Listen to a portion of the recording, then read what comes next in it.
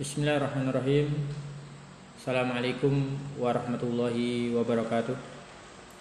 Innal hamdalillah nahmaduhu wa nasta'inuhu wa nastaghfiruh wa na'udzu billahi min shururi anfusina wa min sayyiati a'malina.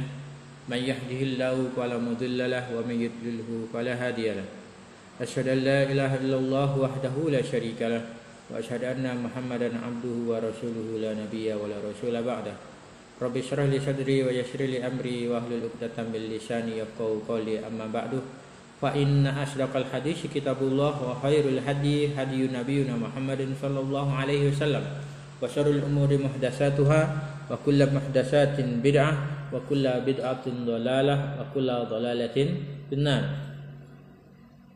Puji syukur kita panjatkan kehadirat Allah Subhanahu wa taala atas segala nikmat yang sampai saat ini masih kita rasakan.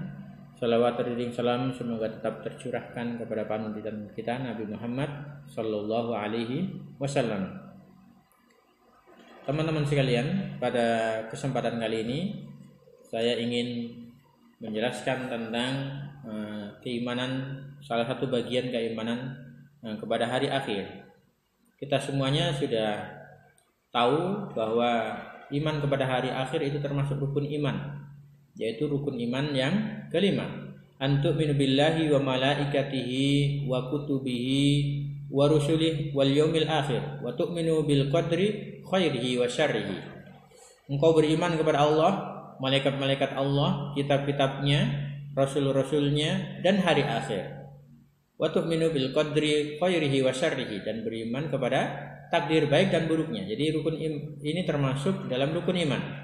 Dan kita juga berarti harus juga mengimani apa yang tercakup dalam keimanan terhadap hari akhir. Hari akhir seseorang dimulai sejak kematiannya, kemudian setelah masuk kepada setelah alam kematian, yaitu alam kubur. Jadi masuk iman kepada alam barzah, kemudian hari kebangkitan, ya, kemudian mahsyar, hisab, mizan, timbangan, haud, telaga, sirat, titian, kemudian syafaah, pertolongan, dan surga dan neraka. Ini bagian cakupan yang terkait dalam keimanan kepada hari akhir.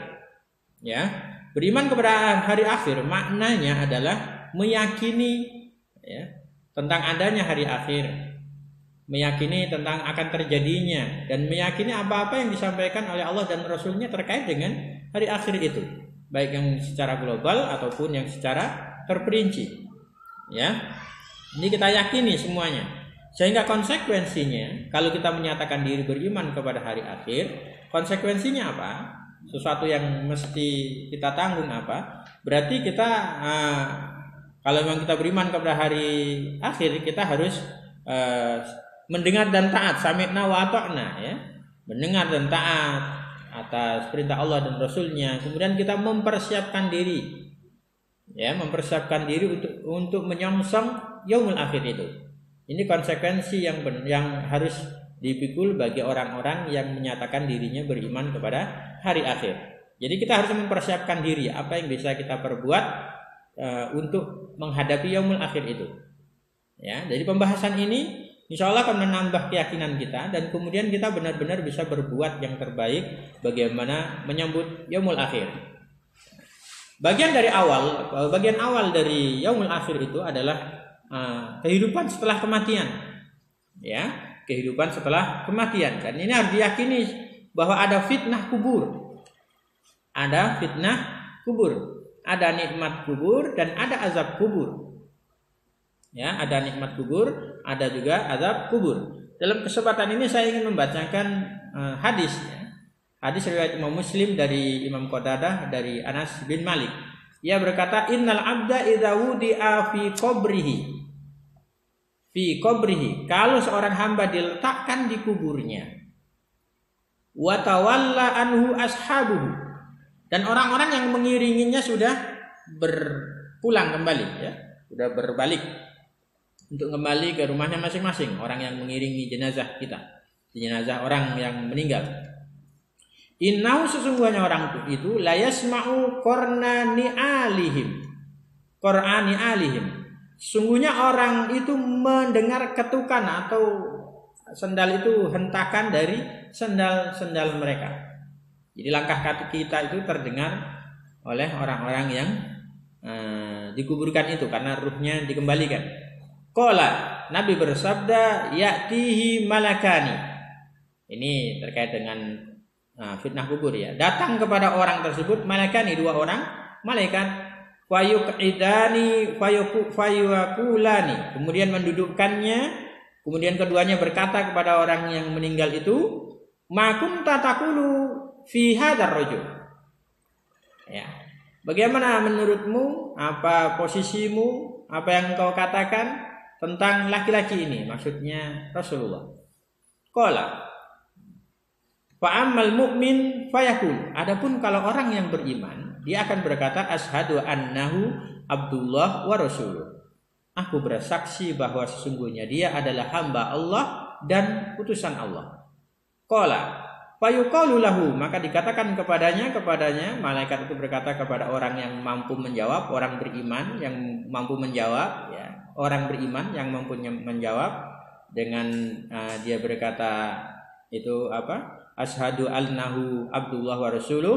Fayuqalu lahu undur, lihatlah ila maq'adika minan nar. Lihatlah kepada tempat dudukmu dari neraka. Ya, asalnya kita diperlihatkan dulu apa tempat duduk kita di neraka.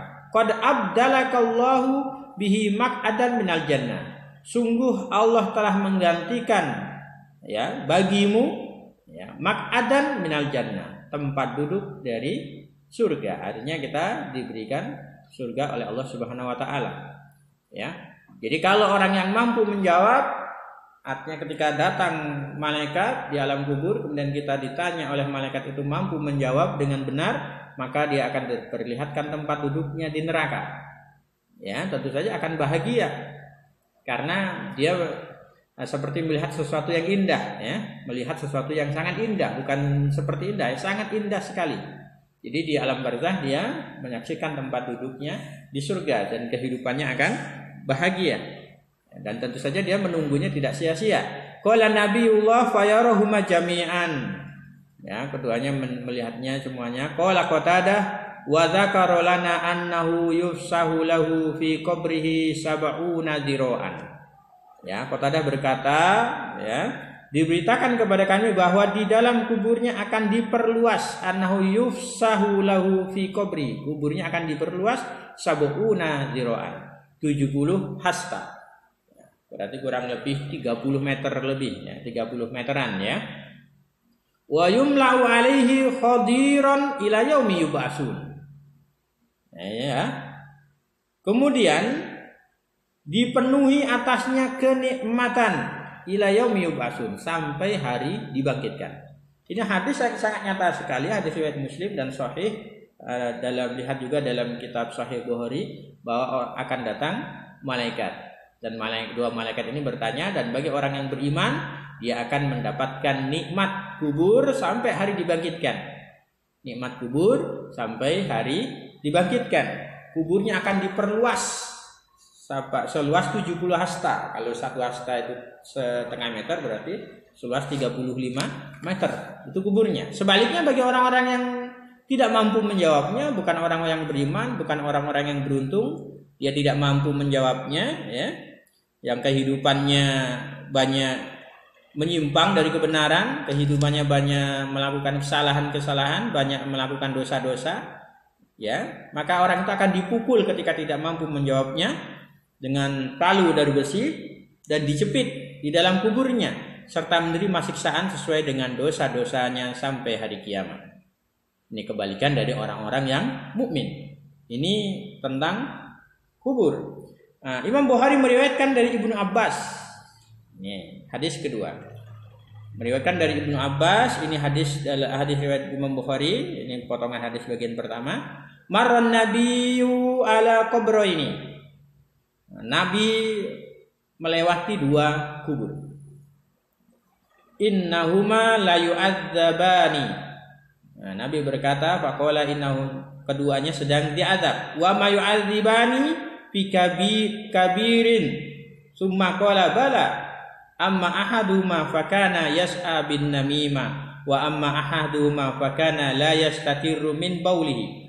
Ya, dan tidaklah mereka disiksa karena perkara besar. Jadi bukan karena perkara besar, bukan karena dosa besar disiksa di alam kubur itu. Ini kata Rasulullah. Kemudian beliau bersabda, ini perlu kita renungkan. Rupanya dosa kecil juga ada azabnya di alam kubur. Ini sesuai dengan hadis ini. Kemudian beliau bersabda, bala benar amma ahaduma fakana yas'a bin namimah. Adapun yang satu dia melakukan adu domba. Ya. Bukan perkara besar kesannya ya. Walaupun ini termasuk dosa besar tapi kesannya hal yang sepele ya. Bukan perkara besar tapi hal yang kesannya sepele ya.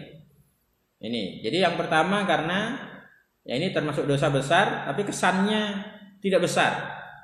Ya. Dipandangkan orang mengadu domba itu kayak hal sepele padahal ini termasuk dosa yang besar. Apa? Dia berjalan dengan mengadu domba, namimah. Diadab di dalam kubur. Adapun yang lainnya kalian dia tidak beristitar dari kencingnya, artinya dia tidak bersembunyi ketika buang air, jadi buang air sembarangan, buang air tidak pada tempatnya, buang air kecil ya maksudnya di sini, buang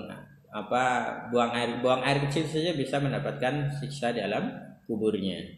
Ini tentang hadis tentang yang terkait tentang fitnah kubur ya. Fitnah kubur, ada nikmat kubur, ada siksa kubur. Nah, ini bagian pertama ini penting untuk kita renungkan. Harus kita imani. Oh ya nanti ada siksa kubur, ada nikmat kubur, dan semoga kita sekalian bisa menjadi orang-orang yang beruntung, bisa menjawab pertanyaan dua malaikat itu. Ya, karena yang menjawab ini bukan dengan latihan-latihan.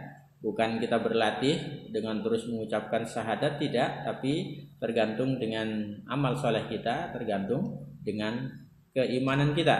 Sehingga setelah kita menyadari tentang adanya fitnah kubur ini, hendaknya kita mempersiapkan diri, hendaknya kita bersiap-siap bagaimana caranya agar kita bisa selamat dari siksa kubur, bisa selamat dari azab kubur. Semoga ini bermanfaat bagi kita sekalian.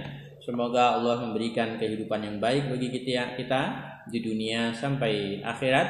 Mohon maaf kalau ada kesalahan kata, karena yang benar hanya dari Allah dan yang salah hanya karena kesalahan pribadi saya yang banyak kekurangan. Alaikum minkum. Assalamualaikum warahmatullahi wabarakatuh.